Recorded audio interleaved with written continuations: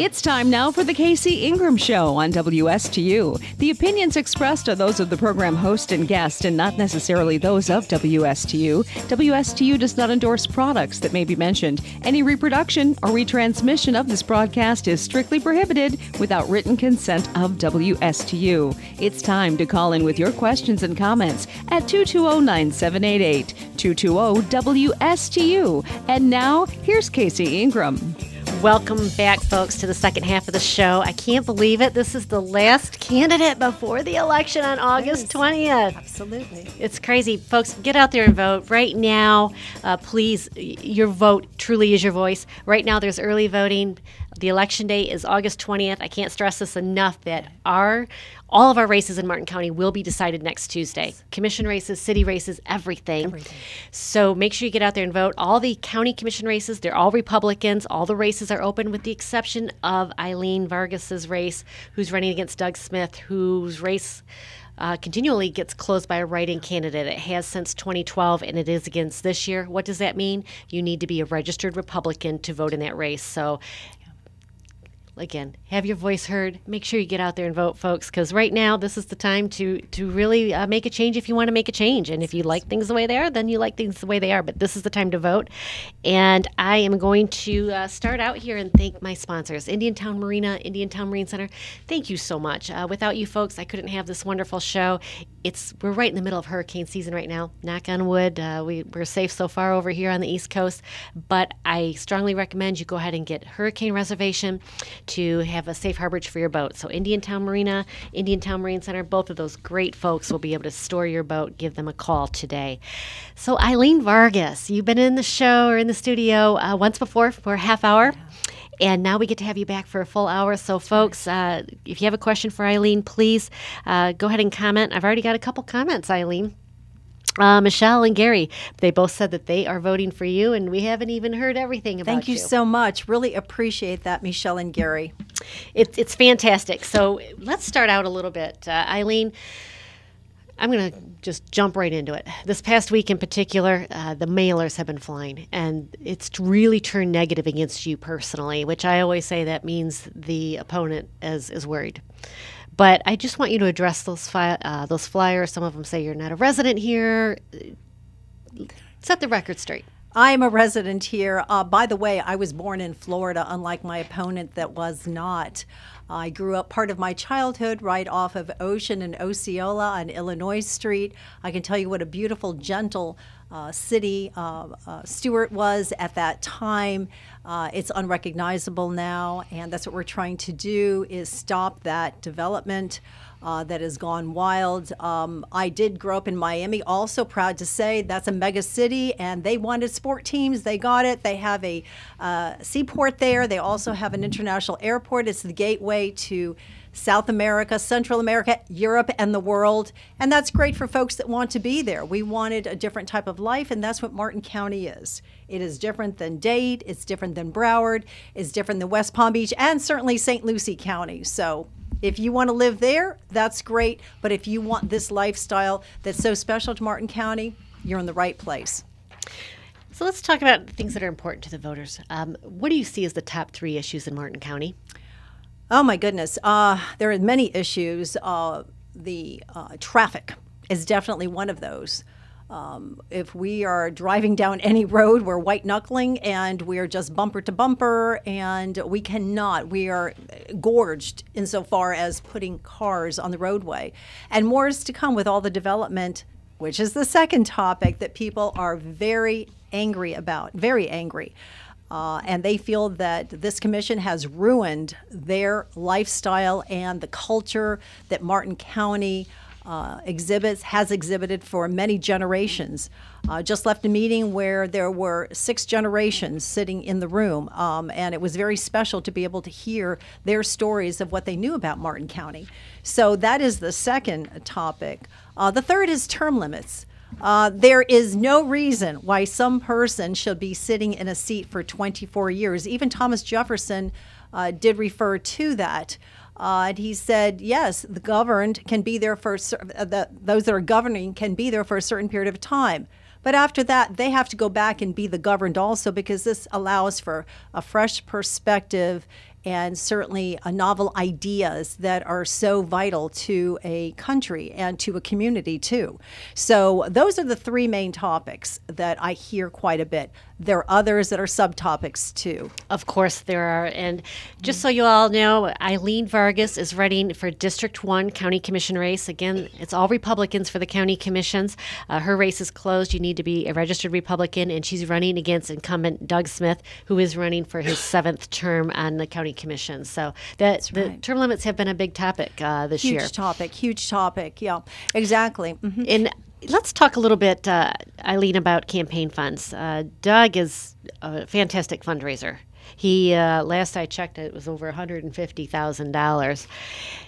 Can you provide transparency on how your campaign funds are sourced and how you ensure your donor contributions do not unduly influence your policy positions or decisions if elected? Absolutely. I am funded exclusively by Martin County residents.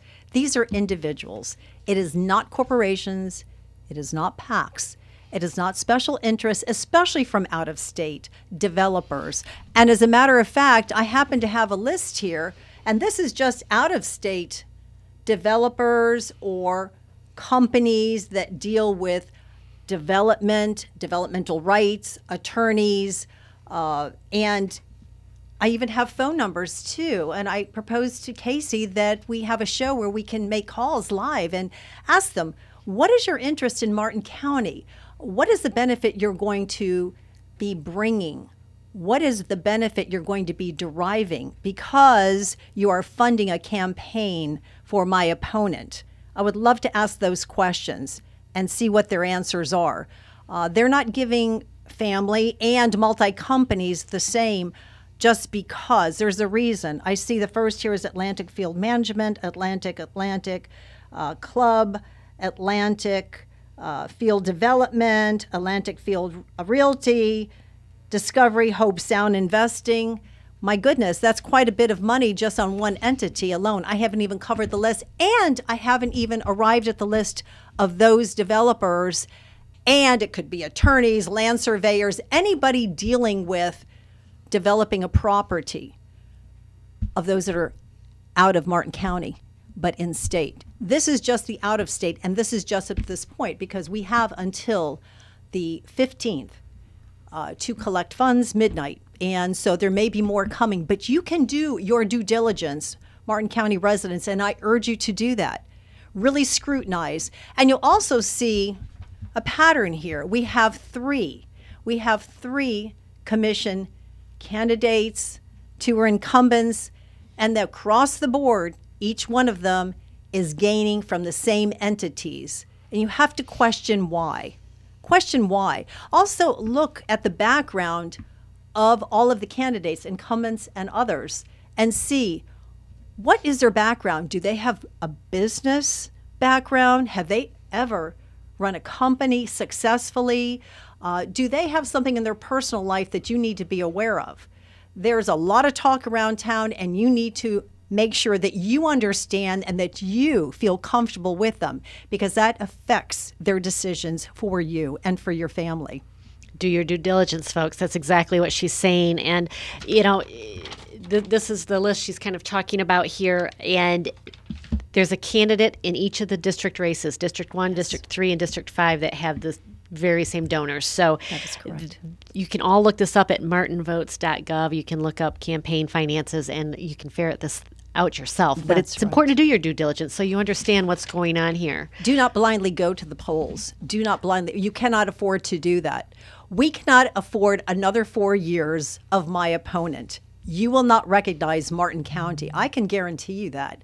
So I just left an economic meeting where these were business leaders, business owners, generational, and they said, I don't recognize Martin County as it is right now. I said, well, just wait. With the developments that are coming aboard, you will see a propulsion of cars on the highway. This is not a place to put expressways. See, in Miami-Dade County and Broward County, you could have expressways upon expressways, tunnels. And then my opponent was even proposing a tunnel at Monterey where the railroad is. Can you imagine? Just to ease the traffic a bit because of his favoritism of putting out additional development in western Martin County and southern Martin County also. Two things, we're going to start going into the urban service boundary, but first I want to talk about voting and due diligence. Folks, this is a fact. The first person on the ballot just gets more votes because people don't know who to vote for, so they check the first name alphabetically. So, folks, this is why it's important to do due diligence. Don't vote by the alphabet. Vote by who represents you best. And I just want to point that out. It was one of those things that Vicki Davis had told me, and I said, really? People just vote because it's the first one on the list? She said, yeah, there's a good percentage of that. So Exactly. Eileen, I'm going to have Iggy put a slide up that you're looking at, but I've asked all the candidates this. And folks, you can also go to the Martin County Commission District 3 candidate forum that was sponsored by Jupiter Island. The questions on there with visuals as well, and you can find that on my YouTube. So there's a project called Waterside, and the land, I'll give you some history of it. The land for the proposed Waterside development was originally zoned agriculture. In 2010, a portion was rezoned commercial waterfront industrial in hopes of spurring jobs and our local economy with one of our most important industries, the marine industry. However, at the time of approval, it was not realized by the county or applicant that the Army Corps of Engineers had a perpetual easement to that portion, making the waterfront inaccessible and the project not viable. Yes. The land remained in agricultural uses until KL Waterside proposed an industrial park with a 1 million square foot warehouse. It was originally approved with a 500,000 square foot warehouse. KL requested to swap the agricultural portion that abutted Canner Highway with the industrial commercial portion that abutted 96th Street, in large part to avoid more traffic and semis along 96 because the elementary school located there as well as residential homes. So that made sense. However, that comp plan amendment was approved with the following conditions. Among them, first, residential uses shall not be permitted. Secondly, no net loss in agricultural lands. Those were the conditions given to the County Commission when they voted. In 2022, KL Waterside parceled off the agricultural portion of the parcel to Canner and 96th Street Investments. In addition, Canner 96 purchased an abutting agricultural parcel of nearly 100 acres, and you can see it there on the parcel. They now have the same land planner that represented the industrial park proposing a new development project. This project is called Waterside. It's requesting a comp plan amendment and land use change, proposes 1,000 single-family homes with a density unit of 2.7 units per acre, according to the county website. This is on 375 acres. In my math, it makes it 3.7 units an acre, but the county says 2.7. No matter, it is currently zoned agricultural at 1 unit per 20 acres. Eileen, there's a balance between economic opportunity, land rights, and protection of our western agricultural lands. This is an example of lands that are closest to the urban service boundary. It's right across the street on 96th. The industrial park is a freestanding urban service boundary, so literally this property can reach out and touch our urban service boundary.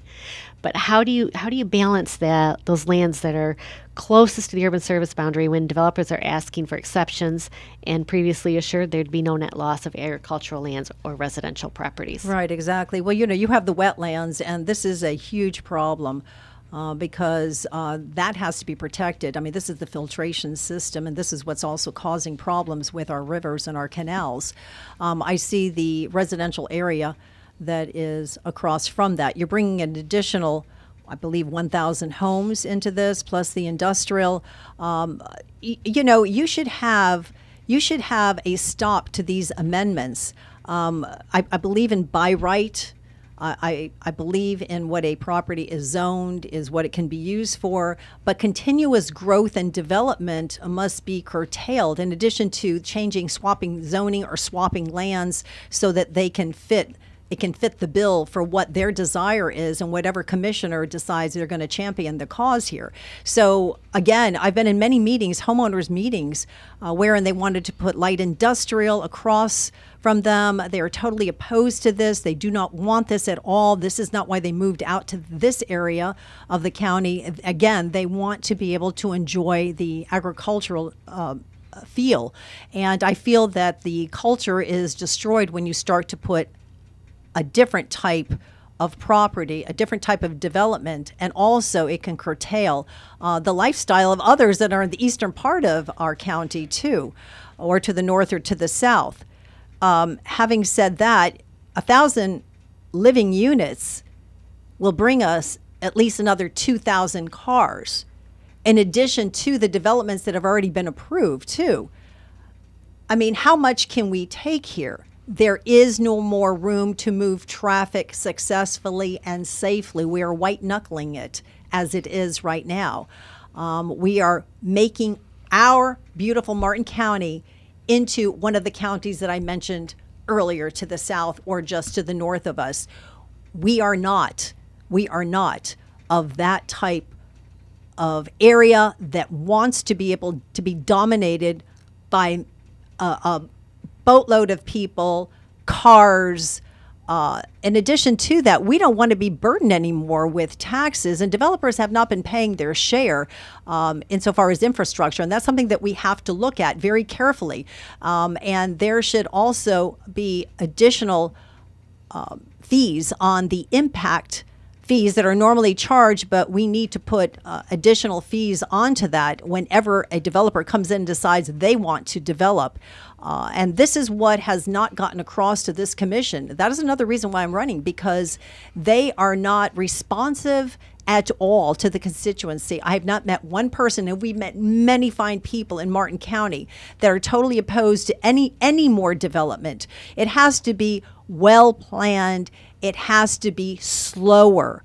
We know people discover Martin County and they say, wow, this is a place that I would like to settle finally. But I've also heard from a lot of people that say, I want to leave Martin County. This is not why I moved here for this. We fled this type of growth. We fled this type of congestion also, and danger.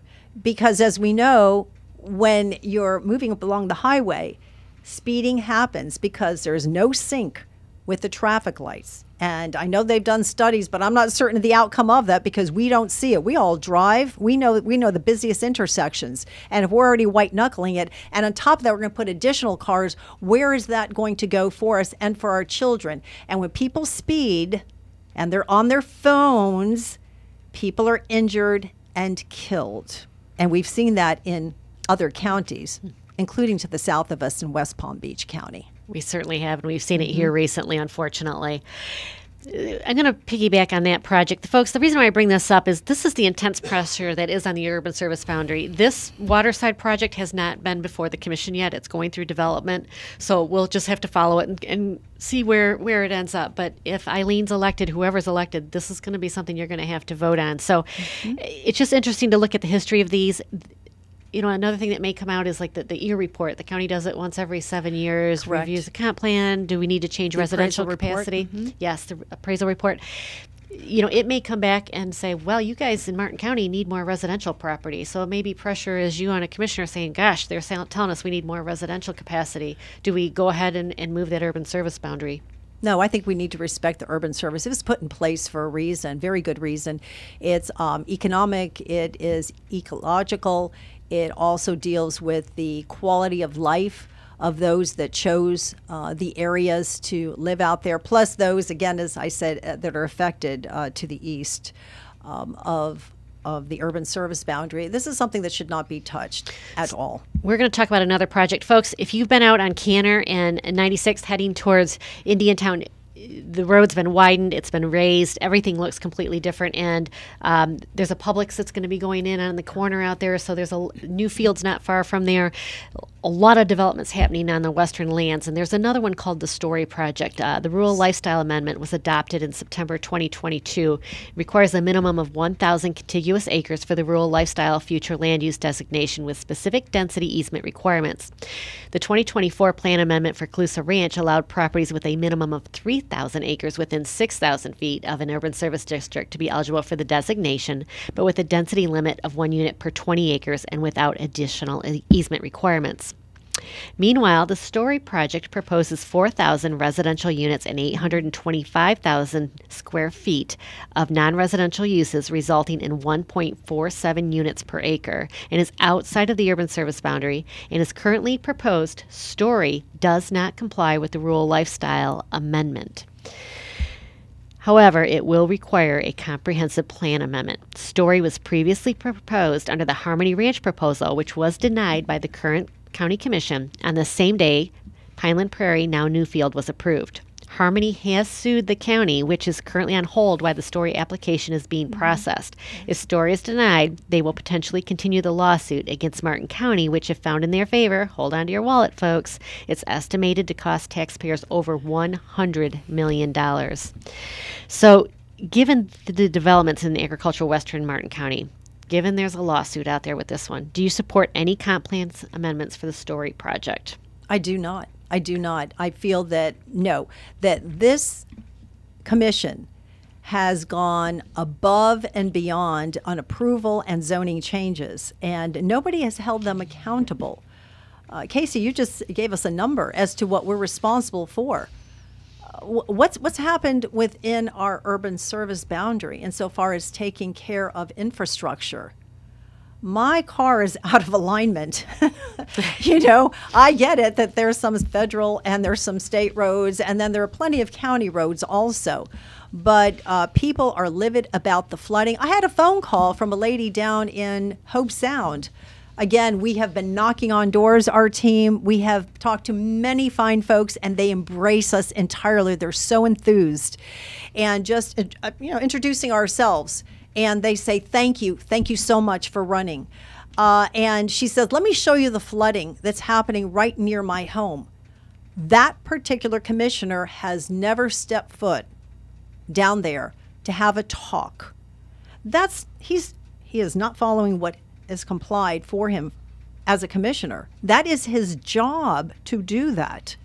But so be it. So I'm the one that's out there listening, giving an ear. And so now we're talking about Story, and we're talking about how many units. Let's talk about the cars. Let's talk about the roads. Let's talk about the water. Let's talk about sewer. Let's talk about emergency services. We cannot support any more increases to our taxes. And that's everybody in Martin County. People can't hold on to their homes that have lived in their homes for years. And I know I've spoken with these people, and they don't know what to do.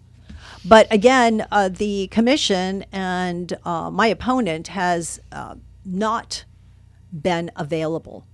They don't want to hear what the residents of Martin County have to say, and especially the taxpayers. We can't go to the federal government. That's what, $134 trillion in debt? Yes, it is. And then the state's already said purse strings are closed. So who do they go to? The trough, you and I. And I'm happy to pay some taxes, but not be overly taxed. Speaking of the trough is becoming empty, Brightline, the city on Monday night, City of Stuart agreed to the $30 million towards the station, and it's now a parking lot for Brightline. It was supposed to be a parking garage. Everybody was excited to finally have a parking garage in downtown Stuart. We found out Monday night it's been changed to a parking lot for 200 spaces. If they can't get 200 spaces, they did say they'd put a second level on. That's $30 million from the city and $15 million from the county to pay for permitting, pay for plans, all this stuff. Plus, they're getting 4 parcels. 3 of them are for the train station.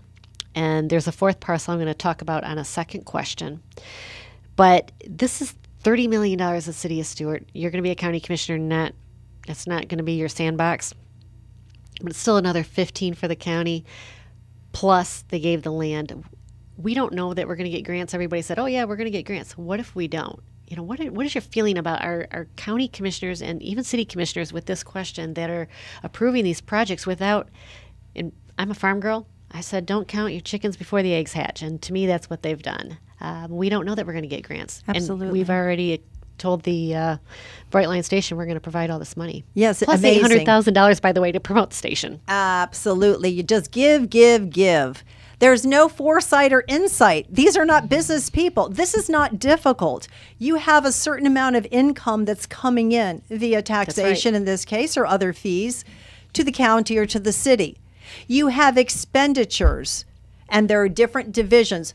a lot of them need to be trimmed. And that is one of the first things I'll be doing, is looking at everything. So, well, right. I'll jump right in right now and tell you. That's it, exactly. As a business person, that would be the first thing that you would look at before even having any discussion with a private entity like Brightline. I like trains. I like Brightline.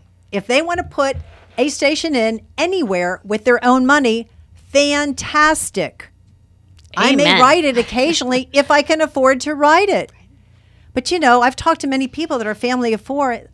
Eileen, we can't afford to put a family of four to go here or Close to there. $100 tickets for a long-term okay. ride. Well, you know, today, do I eat or do I ride Brightline? And that's pretty much what it is. I've ridden trains in Europe. I've ridden trains in this country. I paid my fare, but they have never made money, not one time.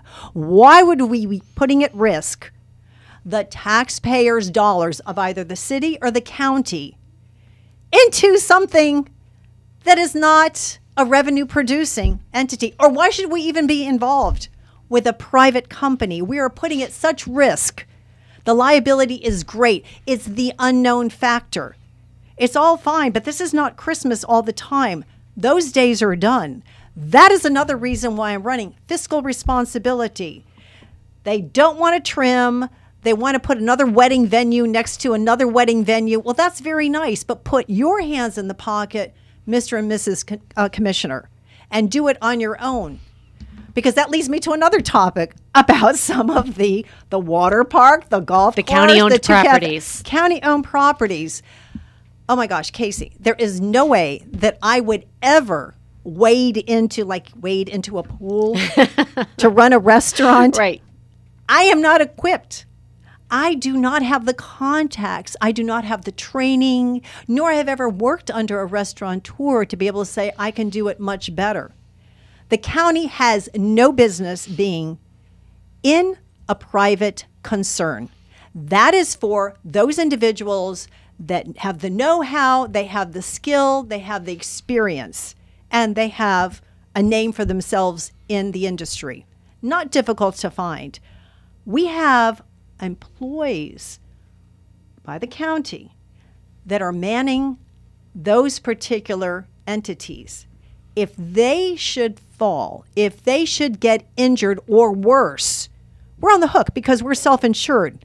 Which brings us to another topic here. We don't have enough money. I didn't have to interview you. You're just going on. Journalism was my major at There the you go. University You're of doing Miami, fantastic. so there you go. You're doing fantastic. The point is we're self-insured. Right. As a lot of people are doing, I use the word going bare. I think they used to use that in the medical industry. My father was a surgeon, and some doctors just could not afford medical malpractice insurance. It went through the roof, so they said, I'm going to go bare. I'm transferring everything into my wife's name, Right. hopefully, or my husband's name, or whatever they did. But the point is, nobody is telling us this. Nobody's telling us this, that we have less than $30 million should a catastrophe happen. But that's everything. I talked about the employees. We're not even really in the hurricane season. We had a little brush last week. Now, being a Florida native, I know hurricanes. And I lived through Hurricane Andrew. And at that time, and I went with a church and we were distributing food, and we went up and down blocks. Allstate was scrawled on a house, State Farm, et cetera, so that you had those that were representatives of those insurance companies. They came out and they wrote a check right on the spot. They don't do that anymore. Either they do that with FEMA. Who is going to put the services in place? Should we have another 3 hurricane? Remember that happened early 2000s? I owned a place on Sand Pebble. You can check the deeds.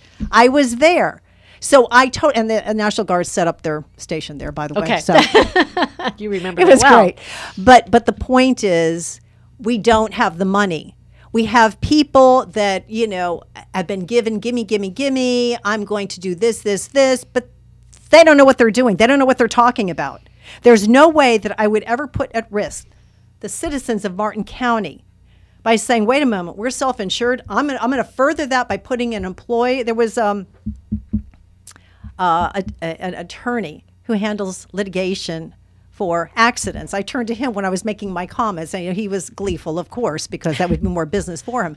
However, I would never do that. I would never do that because as a business person, I totally understand the risks, and they are the unknown factor today.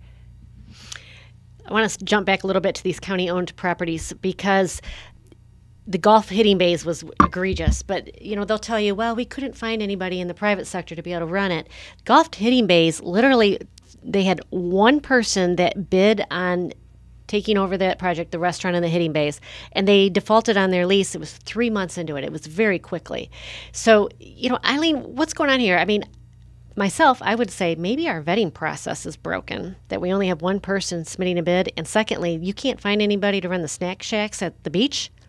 There are plenty of concerns. Would love to step in, especially to have the beautiful, beautiful scenery of the beach. What a selling point. Right. What a beautiful selling point that would be. You like golf? No problem. That's a growing industry. I was speaking with somebody who sells golf carts. Okay. Okay. There is no end in sight. Now, I know that we see golf carts in communities. However, they are usually used, in communities such as a course. Right.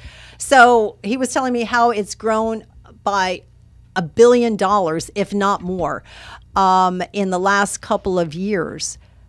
So insofar as procurement, we need to look at what avenues whoever is doing this vetting process has chosen. Obviously, it's not a far reach.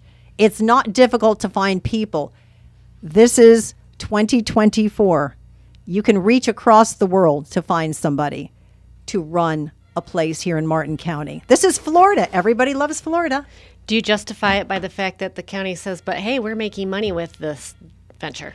Listen, today it's economic boom. Tomorrow is bust. And we are in treacherous times economically. We're at a position where many businesses are folding that you would never think. We're talking about chains, and they do their due diligence before they allow an operator to come in. Usually, the company will own the real estate, and then they will lease it to a franchisee. And then, of course, get a portion of the royalties, et cetera, and obviously be able to supply all the food products so that they're able to earn on that too. That's my extent of restaurant business. But having said that, who would think Red Lobster would go out of business? Right, I know it.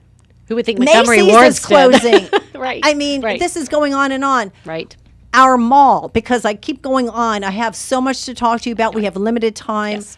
But who would think our mall, the end of it would sit as a shell? Right. How long has that been? Has that been over a year? Yes. What does that do to the other businesses that should be feeding off of a chain, a major anchor store or entity? Right. Absolutely. Now, I know there are plenty of other uses for that. People have suggested that you have some sort of a housing there. Churches have stepped in. I mean, there's other uses for malls. We had a Costco in Sarasota where I also lived, and they took over an old Dillard's department store. It's beautiful. It's wonderful. It's not intrusive. It doesn't create any more traffic. It worked out well. Worked out fabulous. You have some very astute listeners here. Chuck Wynn, don't forget the attack packs like Keep Martin Green. We're going to go back to the flyers that are coming out through the mail. And folks, I think that's a good point, Chuck. I appreciate you bringing that up because it's not just the candidate. Thank you, they Chuck. have packs that bring these flyers out, and they pretty much can say whatever they want. They're a pack. We really don't know who that pack is. Exactly. And they have unlimited funds to do that. And Chuck is very astute about bringing that up. But the thing is, it's like it's layered. You know, it goes deep. It's like anything else that's sinister. It goes deep. There could be 3 packs back before you find out. I have found out, it. who the chairperson is of one pack, right, and supporting the incumbent. But the thing is, it's one of our chamber presidents. But yes, yeah, exactly, we've got that. But the thing is that he is not well versed in a lot of the issues or the facts. Now, a lot of what my opposition says in District 1 is not true. And it usually hasn't been true. And so if they're just going to run with something without fact checking, then I think that the voters of Martin County need to take a hard look. The attacks come out when they feel weak and scared. So what they do is they sabotage a reputation. In this case, my character. Instead of sticking with the issues, Casey, and there are plenty of issues, he's got a lot of answering to do for the 24 years. Look, let me give you a very good example here. My opposition got on the bus 24 years ago without the insight, foresight, educational information, or the business sense. He's been driving the bus for 24 years, and the others on the bus too. That says it all. And people have said, I want him out. They've said these words and worse, but I won't because this is a family show. And I kind of winced when they said that. I've never had to use the red button here yet, but tell me, you only have Republicans voting in your race because it is closed. Tell us about Eileen the conservative. Are you more conservative than Doug Smith? I know I am. I know I am, and I stand proudly for that. Absolutely. My husband and I, we are in this community. We are anchored, rooted here. He has generations, my husband, in this community. I was here as a young child, as I told you, growing up. And I think that everything that a conservative stands for is definitely the personification of me. We all know, we've all been schooled enough, a little bit error in what's going on nationally. But as time moves on, we voters, we're going to have to make a very, very decisive decision as to the trajectory of our country. Well, now we're here about the trajectory of our county.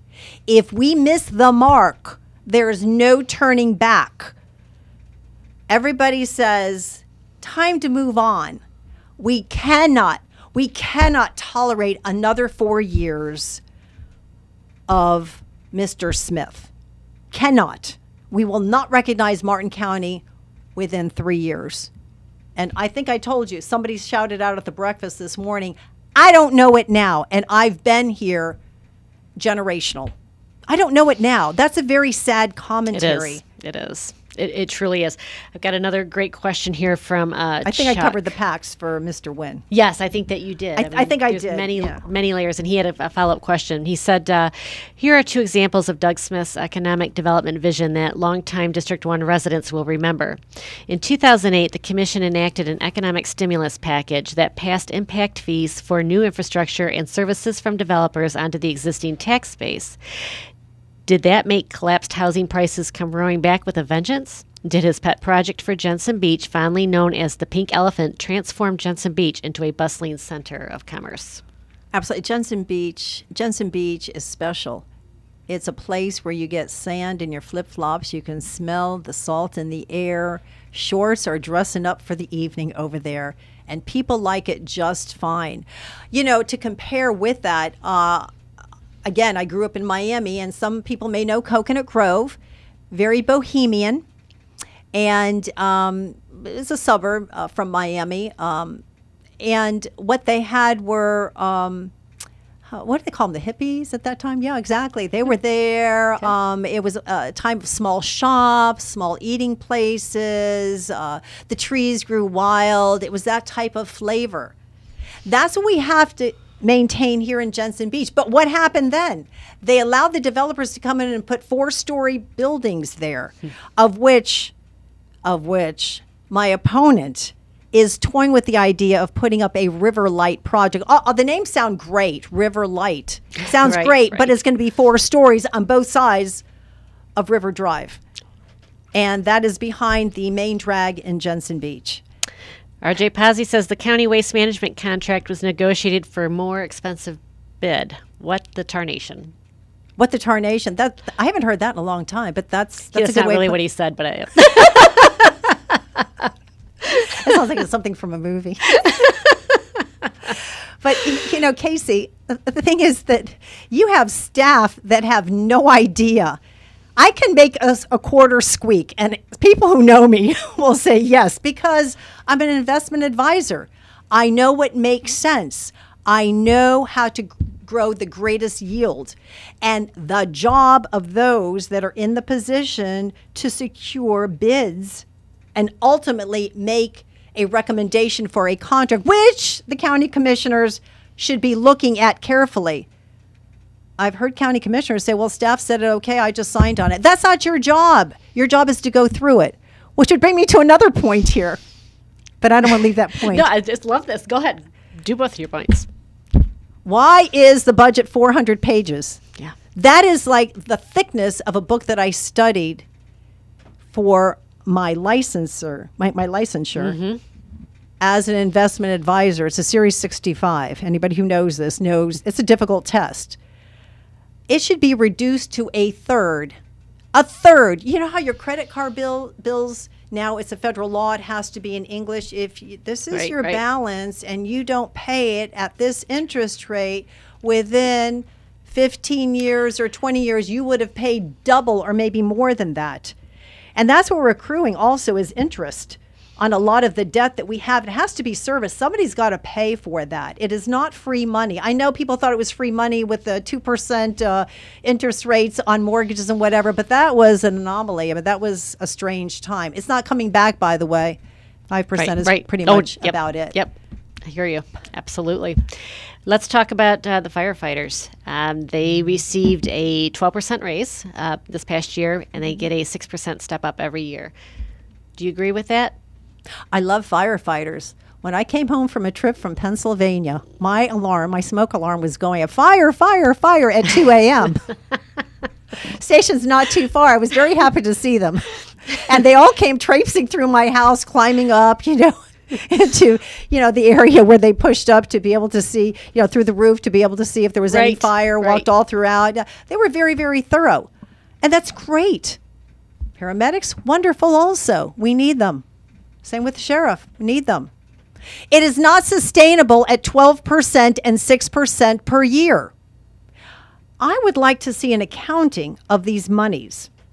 This is out of our pockets. It's our money. And we're not here to make instant millionaires. We cannot afford to do that. We cannot afford to do that. And so we have to look at a very, very close look. We have to have a very close look at what's in the budget and how they are apportioning each dollar. That's sacred, each dollar. I am the guardian of that. I will be the guardian of that.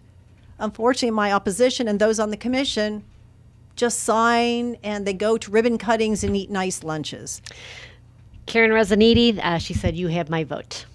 Thank you, Karen. Thank you for tuning in. Thank you. Speaking of, spending money and being a judicious commissioner that's really guarding the taxpayer dollars, Brightline.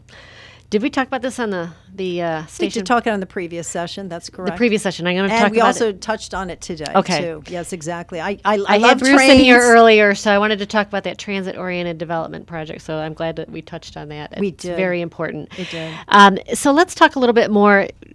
What changes would you bring to the commission? You've told us a lot about yourself, where you stand on things, but specifically when you get on that commission, what are you bringing that's not there? Oh my gosh, a worldly wealth of information and knowledge. You cannot change that at all. You cannot take that away from somebody. I mean, I've been in other countries. I see what happens when the people are ignored and abandoned. And I see a huge class divide coming locally. As a matter of fact, my husband and I, we talk about it in the car. My husband, Bobby. I agree with you. Don't be afraid to talk about it. It's coming. Okay, let's not put the head in the sand. But if there is no more money out of your pocket, Casey, you and me cannot go further with what our dreams and goals are. Okay, and I know money isn't everything, but it sure helps when you want to buy something or help somebody, either locally or across the world. You could be digging what? A well in a foreign country. Or you could be helping a lady in the supermarket that you see is struggling to pull a few dollars out of her pocket, and you see her children and you know that she's suffering through maybe not of her own doing. And there are many, many circumstances like that. So, I mean, we have to say, okay, this is what I bring in. County, me, my home, or my business. These are what my expenditures are. Where can I trim? And I would go line by line. That is important. I would look at the water again. The problem is you have so much concrete going on out there. So it's pushing the flooding towards us that are here. We're not even in the hurricane season yet. I would also take a look at the departments and not allow just a consent agenda to come through. That's the lazy way. That's a key one. That's a key one. That's a lazy way of governing. A lot of money gets approved through that consent agenda, and the public never really knows what it's for. How much? I've spoken with people that are well-educated, intelligent people. I spoke with somebody who, she was on the Army Corps of Engineers. And she said to me, Eileen, people don't even know where to go to ask. They hired somebody to be as a community liaison. It's not working out well. This is not rocket science. You need to put somebody out there who is visible and available. I've had so many people tell me since I have been out knocking on doors. We've been in Jensen Beach. We've been in Hope Sound, City of Stewart, Palm City, Rio. I mean, we have been all over this county and enjoying our door knocking. And we went when people were going to be at home.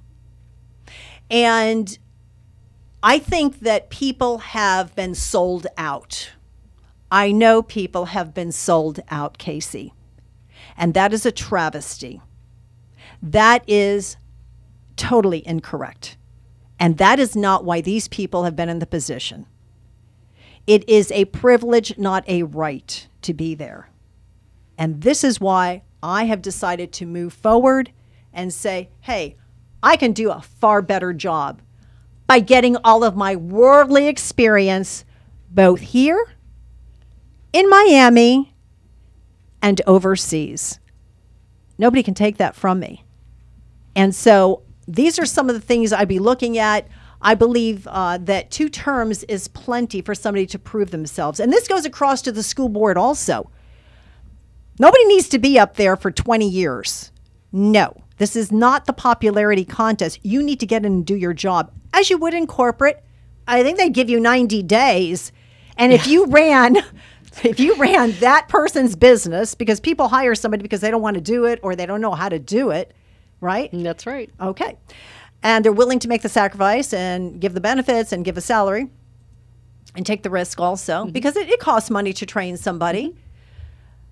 If you ran somebody else's business the way these commissioners are running our county, they would be fired within 90 days. That's all we need to see. All we need to see. We're speaking with Eileen Vargas. She's running for Martin County Commission, District 1. That is against incumbent Doug Smith. Folks, as we're talking here today, all the interviews with the candidates are on my YouTube channel, The Casey Ingram Show. This is why it's so important. This is a really good, insightful interview, Eileen, and I really appreciate your insight. You're a very powerful candidate, and it's very intriguing, everything that you have, your passion that you have to say for the county. Folks, honestly, we have a lot of elections coming up. Voting locally affects us more than anything else. I focus on the local races for this reason.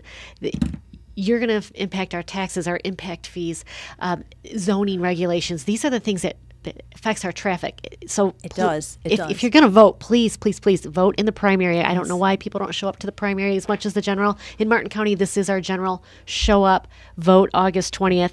Eileen, you have been just a wealth of information. Let's talk about a real quick project here, the Marty buses. It's about $34 a person to ride that bus. They ride around essentially empty. There's a few people that ride them. Indian River County has a similar system that costs about $4 a person. So it's a big deal on our budget. Give us some insight on your thoughts if you're elected as the next commissioner. What would you do looking into the Marty bus issue? I think that that the Marty buses are something that needs to be looked at immediately. That is too costly. People say, excuse me, not people. The incumbent says it doesn't cost us anything. That's not so. We pay the salaries. We have to pay the maintenance also. The buses may have been free. But you can put a smaller vehicle on the road for the amount of ridership. And a better idea, if Indian River County is $4, why don't we adopt that same program? what is difficult about this? It's maybe a 45-minute drive up there to sit with the right people, or you could Zoom it too. Be more effective with your time and find out. We do not need to recreate the wheel every time, but we need to rein in the tax dollars that are just hemorrhaging out of the coffers of this county. And we cannot afford to pay any more. We are surviving. A lot of people are just barely surviving, and it's going to get very, very rough. There's no daddy to go to anymore, Martin County. It's very frustrating. Housing expensive is so much. Our taxes are so much. Insurance is so much. Karen said, why isn't there any outrage from the Martin County Taxpayers Association? That is the association that's supposed to be watching over. It's supposed to be the watchdog. They're a little bit benign. I think that they need to howl louder. Absolutely. Isn't that what they're there for? Isn't that what they promote? That their mission is? I haven't seen enough of that, and I'm really quite surprised. About that. But again, did it have to get to that point? Does it really have to get to that point? No. The buck stops here. And if you have an incumbent that's been derelict in the position, it's time to move them out. It's time to move them out and bring somebody who has a vitality and energy and a know-how and has a passion and truly, truly loves the county and is so enthusiastic about the people. I've met some wonderful people. Our team has met wonderful people. And we got our petitions within 21 days, Casey. That's fantastic. That's actually a big thing to say, Eileen. Most of the candidates paid $4,700. The incumbents were able to get that, but they're incumbents. They have name recognition. They get a ton of fundraising, financing. That's pretty much, you have to realize they're sitting in those seats. They have all these developers and different projects that come through, and these people give them money. Eileen, I think you were the only candidate, I believe, that was not an incumbent that qualified by petition. And you did it in 21 days, record time. I did. It was my team and I, not me. There's no I in team. We did it. And here's the other thing that I need to say to you. If we speak with people on the street, and I was at one of those model train things. See, I like trains. You see? Okay, back to what I was saying. If I've spoken with people on the street and they are angry and they want this nightmare to be finished, let's all get on board this train, okay? You need to vote. And get out and vote. My team is out there at Election Central on Martin Luther King Boulevard. We'll be there till Saturday, and we'll be combing the county on Tuesday. We need your vote. I am Eileen Vargas. I'm the candidate for Martin County Commission, District 1, and I am the right choice at the right time. And Eileen showed up to the candidate forum that was held by We Care Martin. You can also go to their website and look at that video. Jo Neeson, she's a big supporter of yours. She said, how many structure fires have there even been when it comes to the firefighters? How many? Please educate me, Jo. And I know Jo. She's great. Absolutely. And I really appreciate you taking the time. Doug Smith as well. Absolutely. Absolutely. So, everything we've spoken about this morning, we have to get this done right. This is our only chance to do this. I've stepped in. I've thrown my hat in the ring. I've proven myself. We are out there to win this race. We can do this together. Folks, there's a lot of energy in this studio today, and Eileen, you bring it. It's been a real pleasure to have you here in the studio. You've been forthright, open. I don't have to worry about where you stand on issues.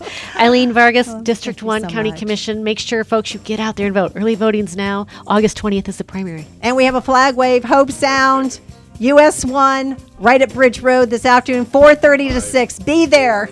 Fantastic. Eileen Vargas, District 1 County Commission.